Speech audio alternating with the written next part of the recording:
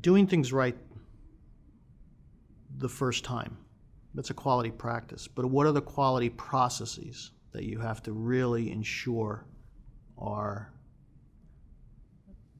in place and that you're following? Now, as far as what are the processes, there are multiple processes, but the 5 key ones, which I always keep, and I can show you. There they are, all right? And I'll read them. The quality systems that you should be aware of, and then there's subsystems within each of these. Your production system, your facilities and equipment systems, your laboratory control systems, your material systems, and your packaging and labeling systems.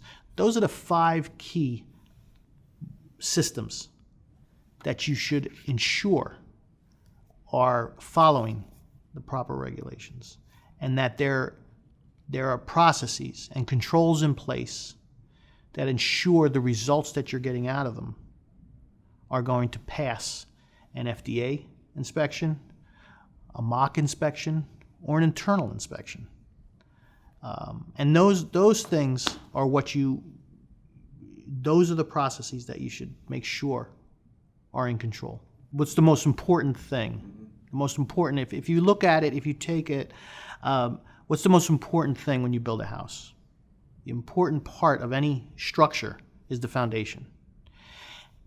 And training, to me, is the most important aspect of how to ensure that your processes are going to get the proper result. So you must teach your employees not only how to do something, but you must teach them why they are doing something. You can't have one without the other. And a lot of companies will just train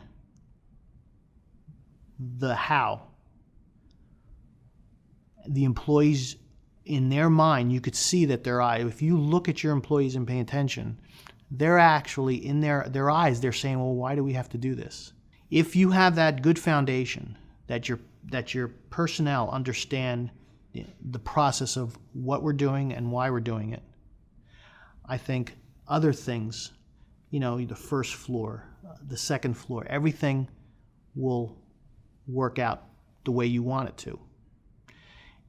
And then tie that into constant training. Don't think training is a one-off. You must constantly train your employees. I've always recommended, because it's the way that I was brought up 30 years ago, is that training is a constant thing. And the best way to train an employee is to refer back to something that actually happened. The best thing how to teach your employees is to actually refer back to something that happened in their past. Hey, do you remember last week when we had the issue with such and such? And they say, oh yeah, that's right. Well, why did we have that issue? When they can be part of the answer,